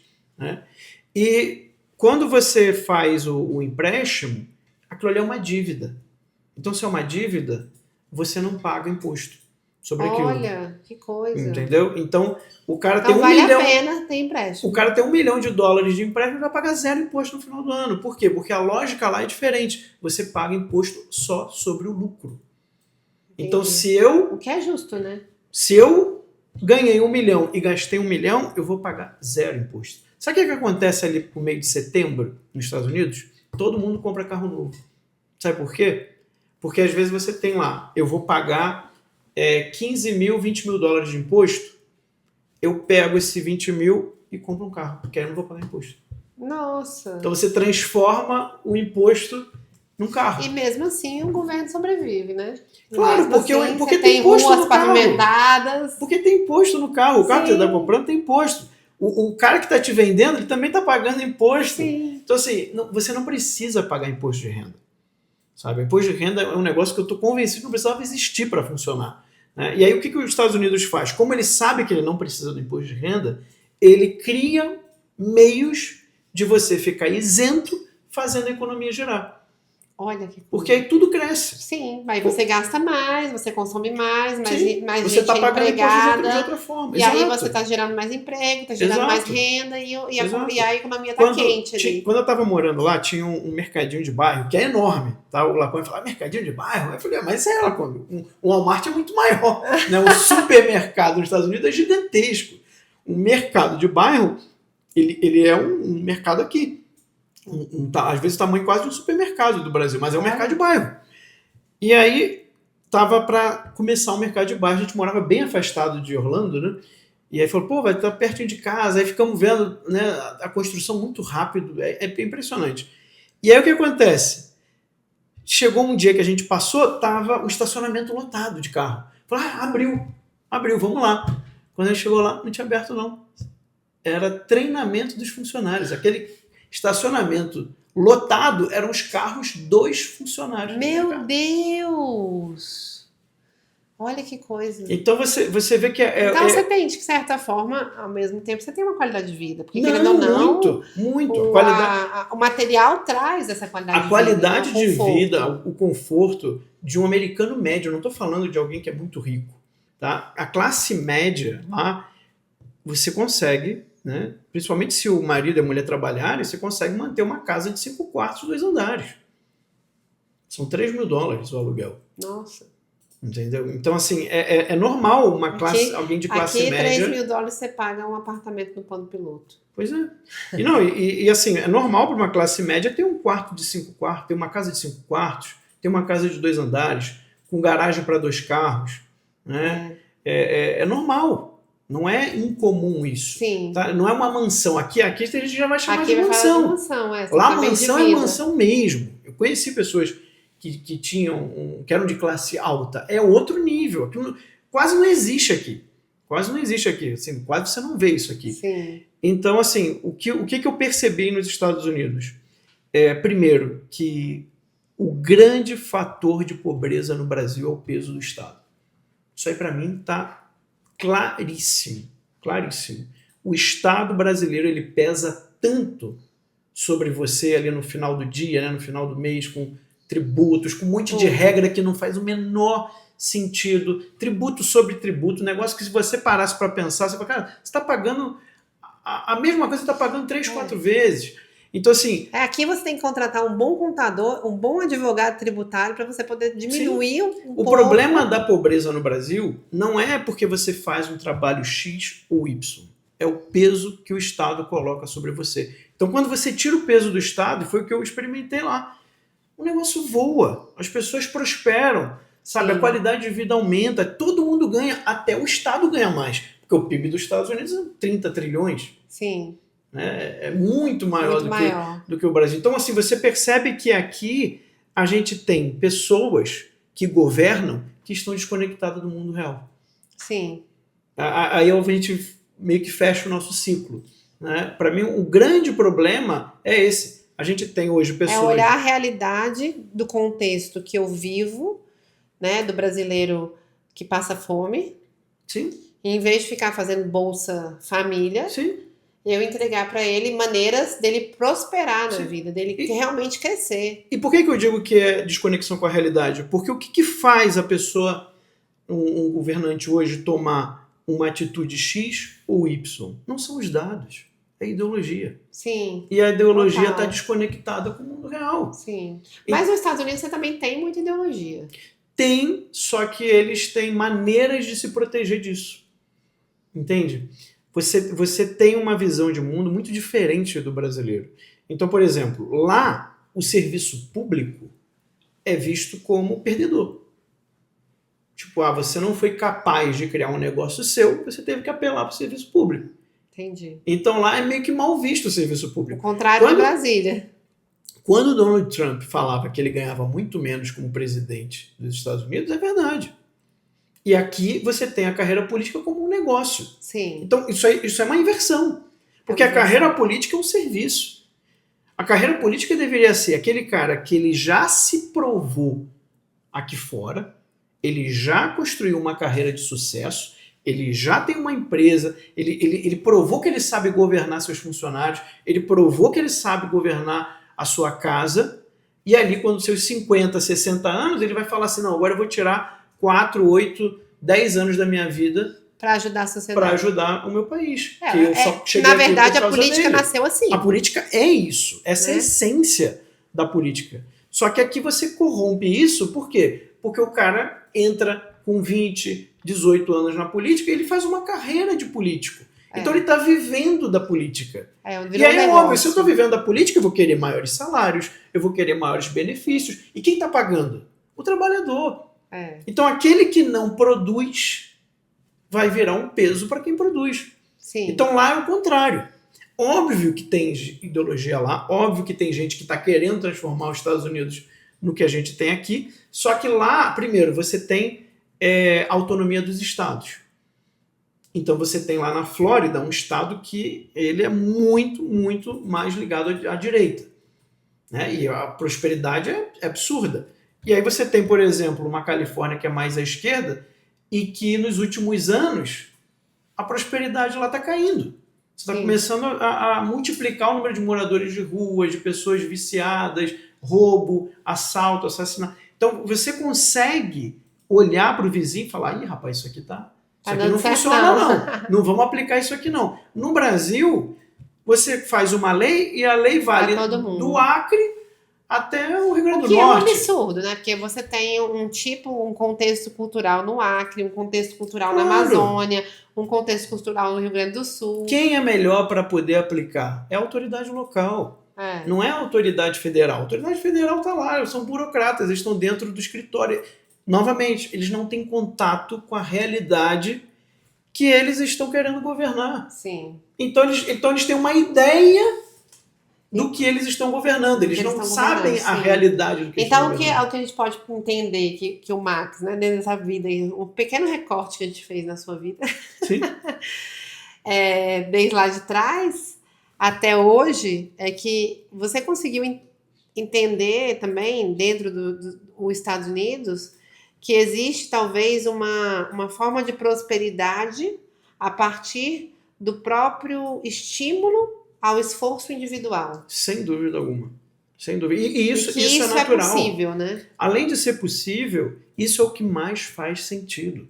Né? Quando você olha para o mundo real, né? Se a criança. Gente, se a criança não quiser comer, ela não vai comer. Sim. Entende? Então, assim, o esforço individual é que faz a gente estar vivo. A pessoa pode me dar tudo, mas se eu não quiser, eu não faço. O ser humano ele é dono de si. Aí a gente volta para a natureza humana, inteligência e vontade, aquilo que é específico do ser humano. Eu, quando dou aula para jovens, a primeira aula, normalmente, uma das perguntas que eu faço é: por que vocês estão aqui? E todo mundo fala: porque meu pai me obrigou, porque minha mãe me obrigou. Eu falei: não, isso é mentira. Aí eles ficam revoltados comigo. Falou: você está aqui porque você quis. Não, eu não quis, não sei o que. Fala pra mim, se você quisesse dar um jeito de não estar aqui agora, você não daria? Mesmo com seu pai querendo, mesmo com sua mãe querendo? Aí a gente fala, É. então pronto. Então para de É uma auto-engano. história, a gente tem, eu coloco, tem uma palestra que eu dou que eu falo sobre isso, né? Tem uma frase que a gente fala, eu tenho que. Eu tenho que nada. Eu não tenho que nada, eu escolho sempre. É isso. Então, eu lembro assim, eu tenho que buscar meu filho na escola. Tem que. Se você não buscar, o que vai acontecer? Ah, não, a escola vai me ligar. Ah, a escola vai me dar uma multa. Ah, o meu filho vai ficar magoado porque eu esqueci ele lá. Então, você escolheu não magoar seu filho. Exato. Você escolheu não pagar a multa. Você escolheu. Ainda Então, é uma escolha. Aí você vê, isso é um exercício filosófico que eu falei lá do início, que é você pegar uma convicção, você pegar algo que você acredita e perceber, calma aí, mas isso tem conexão com o mundo real? Você acabou de mostrar que não tem. Sim. Quando a pessoa se acha obrigada a fazer tal coisa, isso é uma desconexão com o mundo real. Ela tá se iludindo. Tá se iludindo. Que ela tá sendo obrigada. Ela não tá sendo obrigada a nada. Ela escolheu estar ali. Porque se você não quiser, você não faz. Ninguém consegue te obrigar. Sim. Absolutamente falando, mesmo que você more na ditadura mais cruel. Você né? escolheu estar ali. Não, ninguém está dentro da sua cabeça. Sim. Você pode estar fingindo o tempo inteiro. Eu estou fazendo aqui a saudação ao ditador, ao não sei o quê, mas no fundo eu queria que ele morresse. Entende? Então tem a liberdade interna. Então existe algo dentro do ser humano que ninguém toca. Só você, né? E Deus. Né? Mas aí já também é uma questão mais teológica. Né? Então só você. Então a natureza humana, ela mostra o seguinte, que a primeira coisa é o indivíduo. E depois a gente vai expandindo essas relações para a família, né? Para o bairro, para a cidade. E assim que você vai. faz muita diferença. Então, se você não tem como critério a pessoa, você já fez uma inversão da realidade.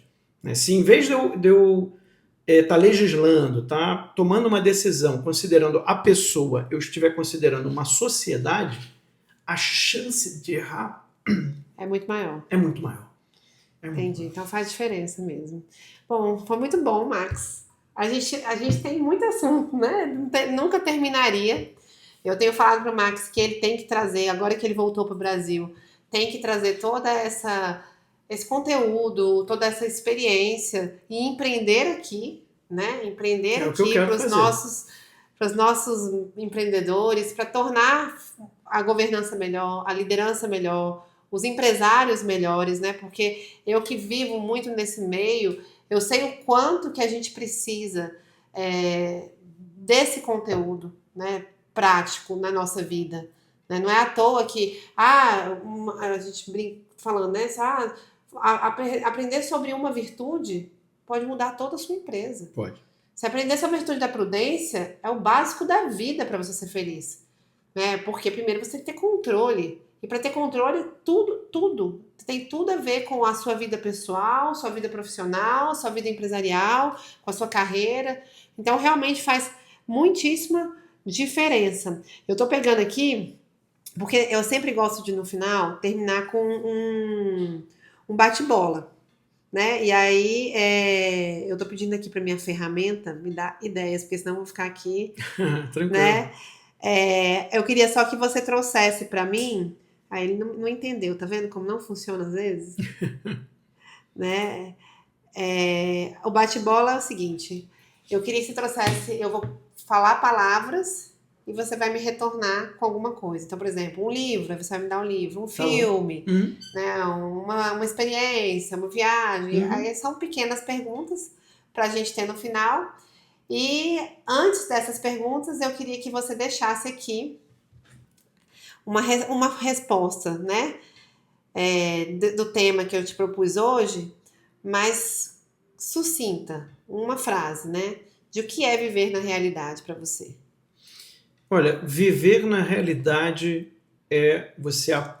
Eu acho que, vou me repetir um pouco, mas é aprender ao desapego da própria opinião, sabe? Porque o que gera um mundo fantasioso é aquilo que você acha que é verdade, mas na verdade não é. Né? Então esse auto-engano, né? Essa coisa de você ter uma opinião e você confunde a sua opinião com uma verdade, isso vai gerar um problema Problema lá na maior. frente. Né? Sim, É uma bola de neve, é um efeito em cadeia. Então você começa com uma coisa muito simples e de repente você vai chegar nos maiores absurdos. Inclusive isso aconteceu nos governos, sim, né? Na história humana. Os grandes massacres de vidas humanas nascem de uma sim, ideia, uma opinião completamente equivocada e que foi aceita como realidade. Então, ter esse desapego da própria opinião, ter que é de fato uma humildade de entender que você é passível de erro, né? sim, E ser capaz de estar sempre reportando ao mundo real, né? Será que essa convicção, essa opinião que eu tenho, ela tem algo no mundo real? Ela está realmente fazendo referência a algo no mundo real ou ou não? não. Essa é a grande Então, pergunta. desapegar-se da sua opinião, né? Não achar que você está sempre certo. Exato. É ouvir. Tá, então vamos fazer o bate-bola, tá? Vamos lá. Um livro. Confissões de Santo Agostinho. Ah, Muito bom. esse também você tem que acabar em 2 anos. Ele também você fica ali, ai meu Deus, explodindo na cabeça. Para você, o que significa liberdade? Liberdade é você se tornar capaz de fazer o bem sempre. Muito bom. Silêncio. Silêncio é interioridade, né? Silêncio é você olhar para o que há de mais importante no seu interior e cultivar isso. Muito bem. E espiritualidade. Espiritualidade é relação com o divino. Assim como a gente se relaciona, né? Assim como a gente ama as pessoas, é amar a Deus, no meu caso, amar a Cristo, né? Que é Deus, e cultivar esse amor. Né? Assim como a gente cultiva um amor humano, né? Só que voltado para aquele que é a origem de tudo. Né? Tá. Sugestão de um filme. Um filme, deixa eu pensar aqui, que tem muitos filmes bons. Eu gosto muito do Paixão de Cristo. Acho que é um filme assim, já que a gente está no clima de interioridade, né? Paixão de Cristo. Paixão de Sim, Cristo é maravilhoso. muito bom. Empreender. Empreender é delegar. Ah, adorei! Escutou, né, Luiz Eduardo? Ai, marca pessoal. O que significa para você? Marca pessoal, eu entendo que é um storytelling. Eu entendo que é aprender a contar bem a sua própria história, né? Também. Porque senão é falsear, né? É, também tem. Tá, faz parte, né? É. É o princípio de tudo.